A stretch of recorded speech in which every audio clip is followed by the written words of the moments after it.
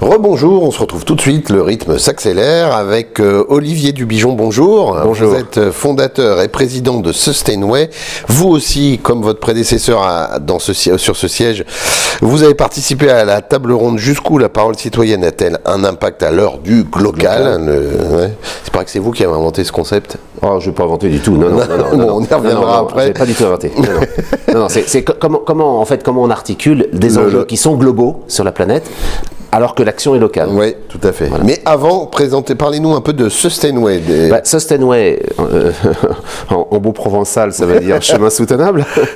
Ce qui m'intéresse, c'est la question du développement. Tout le monde parle de développement durable, tout le monde parle de durable, mais personne ne parle de développement, ou pas grand monde. Beaucoup de gens parlent de développement, bien sûr, mais dans la question du développement durable, la question du développement est oubliée. Donc, Sustainway, j'ai créé Sustainway, ça fait 39 ans que je travaille sur la question du développement soutenable. Et j'ai créé Sustainway pour aider les organisations à se développer, à accomplir davantage, mieux leur mission en développant la société. Et toute la question, c'est qu'est-ce que c'est que la société? Et donc, c'était très intéressant parce que pendant 6 années, un groupe de travail international représentant 100 pays et représentant différentes catégories de parties prenantes, des entreprises, des gouvernements, des consommateurs, des ONG, des syndicats, des experts, se sont réunis pour dire c'est quoi la société? Et qu'est-ce qui fait le développement de la société? Et on a défini 7 familles d'enjeux qui sont des enjeux environnementaux, sociaux-sociétaux, gouvernance et économiques. Et donc, ces 7 familles d'enjeux, qui composent 45 enjeux, permettent de dire c'est quoi la société. D'accord. Le métier de Sustainway, c'est favoriser de l'innovation et de la différenciation des organisations, parce qu'elles vont prendre, en plus de leur activité classique, technique et commerciale, elles vont prendre en considération le bien commun. Elles vont prendre en considération c'est comment je peux contribuer à avoir une empreinte positive sur la société. D'accord, c'était parfaitement clair et c'est passionnant en plus. En plus, vous arrivez à décrire 45 points en quelques secondes, donc c'est bien. Question de Zina. On rentre là dans le vif du sujet de votre table ronde de tout à l'heure. Le pouvoir de la parole citoyenne peut-il nuire au bon fonctionnement des sociétés sur certains sujets? Voilà une question qu'elle est bonne. Et voilà une question qu'elle est très très bonne. Et effectivement, on a évoqué cette question dans la table ronde finalement, derrière cette question, il y a le citoyen est-il éclairé ou pas? Ou autre question sous-jacente, est-ce que lorsque le citoyen parle ou agit, est-ce que c'est pour son intérêt propre ou est-ce que c'est au service du bien commun? Et je compléterai si vous voulez bien, est-ce que la somme des citoyens a forcément raison? Alors, raison, je ne sais pas. Raison, je ne sais pas. Ce que je sais, c'est qu'effectivement, des expériences de permettre à des citoyens qui sont partie prenante d'un enjeu commun, lorsqu'on leur permet de gérer en commun ce commun, ça se passe bien mieux que lorsqu'on confère à des sous-traitants, pardonnez-moi d'utiliser le terme, qui s'appellent pouvoirs publics, qui sont tout à fait honorables, mais auxquels finalement les citoyens sous-traitent l'administration d'un bien commun. Et ça se passe beaucoup moins bien. Alors ça serait intéressant effectivement de se poser des questions. Alors par exemple, quelqu'un dans la table ronde a évoqué qu'une des prises de parole citoyenne était le vote. Moi je constate que l'abstention grandit d'année en année, ce qui exprime une défiance des citoyens sur le mode d'expression et d'élaboration politique de la décision publique telle que nous l'avons aujourd'hui. Aujourd'hui, nous avons une démocratie représentative qui date du XVIe siècle. Nos amis les Anglais, à l'époque où nous ne savions pas lire, et il fallait bien nous représenter par des gens qui savaient lire. Je crois que cette époque est révolue, et en plus, non seulement nous savons lire, mais je crois qu'il y a une intelligence répartie qui est extraordinaire au niveau des femmes et des hommes que nous sommes. Simplement, c'est qu'elle n'est pas mobilisée. Donc, passons d'une démocratie représentative, où nous déléguons pour 5 ans ou pour 7 ans quelqu'un qui va nous représenter, à une démocratie collaborative, pas participative. Participative, c'est je vous réunis ce soir dans la salle du conseil municipal et dites-moi ce que vous pensez, mais c'est moi qui décide. Là, collaboratif, ça veut dire que ce qui est collaboratif, on va élaborer ensemble le diagnostic de la situation, du problème que nous rencontrons, ensemble. On va élaborer ensemble les solutions aux problèmes que nous rencontrons et on va évaluer ensemble si les solutions que nous avons choisies ont été mises correctement en œuvre. Ça, on est en démocratie collaborative. Alors c'est étonnant, parce que lorsque cela fonctionne, les intelligences sont mobilisées, et c'est pas que nous sommes tous d'accord, c'est que nous pouvons tous converger sur des actions communes. Et je fais une grosse différence entre consensus, nous sommes tous d'accord, ce qui est une illusion, les problèmes sont trop complexes pour être tous d'accord, et convergence, qui est nous convergeons malgré nos désaccords, j'ai envie de dire même au cœur de nos désaccords, nous convergeons pour des actions communes.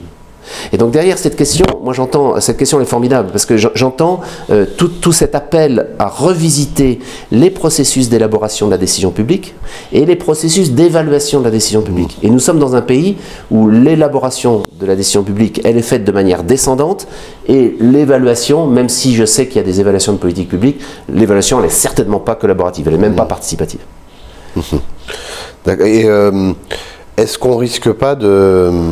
Je comprends très bien ce que vous dites, mais est-ce qu'on risque pas de prendre le risque de ne jamais décider? Alors, vous savez, moi, par exemple, mon cercle d'investigation, c'est l'organisation, donc des entreprises, des collectivités. Dans une entreprise, lorsque il s'agit de trouver une solution à un problème qui est exprimé collaborativement, dont les solutions sont identifiées collaborativement, et dont l'évaluation est faite de façon collaborative, c'est étonnant.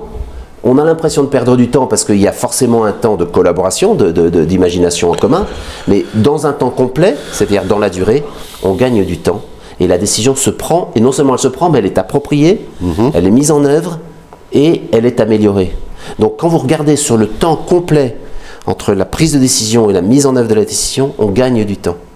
Mais c'est une transformation culturelle dans notre pays, qui est un pays centralisé, un pays où les processus sont très administrés, où on est dans une culture de rationalité de décision, et où le fait de faire confiance à des acteurs qui ont des avis différents, eh bien, nous ne savons pas aujourd'hui, les processus sont peu avancés, majoritairement, enfin je dirais dans l'organisation publique des débats, la maturité me semble faible sur la capacité à prendre en compte, à fertiliser des désaccords, à prendre en compte des désaccords ou des oppositions pour converger ensemble. Nous ne sommes pas dans cette culture-là. Donc on a un travail extrêmement intéressant à faire pour apprendre cette culture. Et à ce moment-là, la décision se prend. Et cette culture, on l'apprend de quel modèle? Au pluriel. Alors, vous avez un prix Nobel d'économie, Hirschsprung, qui a démontré qu'effectivement, notamment en parlant donc la théorie des communs, qui au Moyen-Âge, vous savez, on avait les moutons, il y avait des zones de package, dans les deux cas, on a comparé les deux cas, soit il y avait une administration du package, mais à ce moment-là, les gens étaient déresponsabilisés et ne géraient pas en commun le package, soit on confiait une propriété privée, mais à ce moment-là, tous ceux qui n'avaient pas la propriété ne pouvaient pas faire paître les moutons. Et c'est intéressant de voir que lorsque c'était l'ensemble du village qui gérait le commun, qui était les packages, c'était non seulement bien géré, mais en plus il y avait des rotations, et qui fait qu'en fait le patrimoine était renouvelé. Et donc elle tirait de cet exemple des communs, qui s'appelle l'exemple des communs, elle tire l'enseignement que les citoyens sont extrêmement responsables lorsque on leur confie la confiance d'être responsable.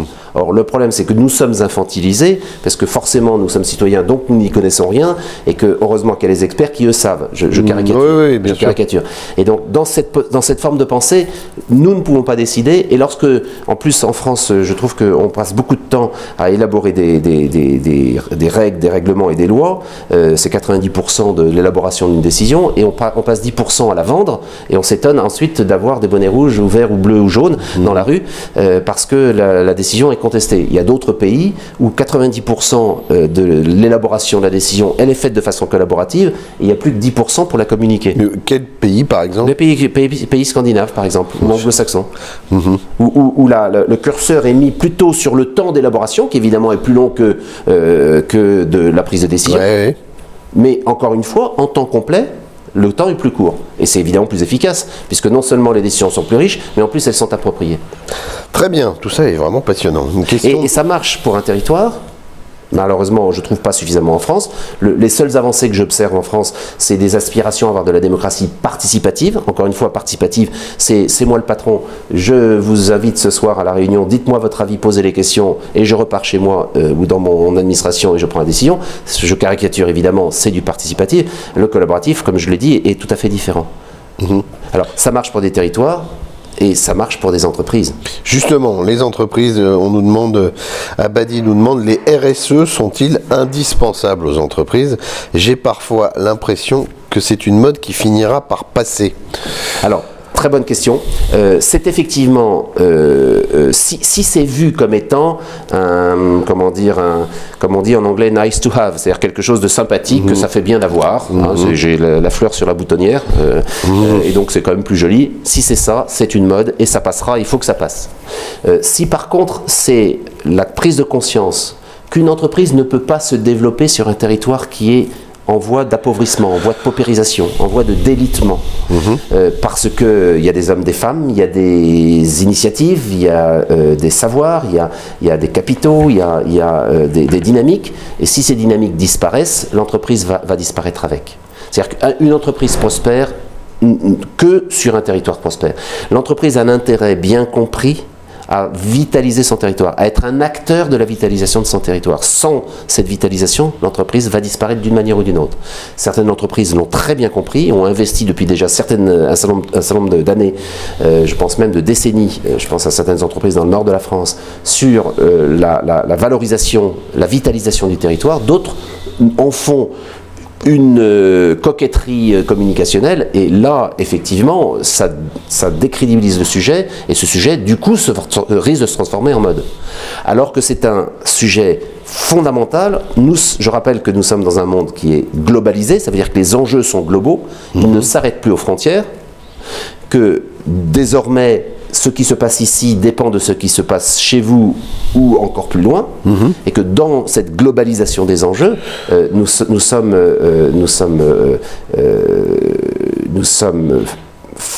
face à cette complexité. Plus aucune organisation ne peut résoudre trouver seule les réponses à ces enjeux. Nous sommes obligés de les trouver ensemble, et pour les trouver ensemble, vous ne pouvez pas trouver dans une entreprise les solutions à ce qui concerne son environnement, ses environnements. Donc le fait de créer, de développer une relation de qualité entre l'entreprise et ses territoires de présence, ces territoires d'opération à l'autre bout du monde, donc locaux ou à l'autre bout du monde, devient un actif stratégique de développement de l'entreprise.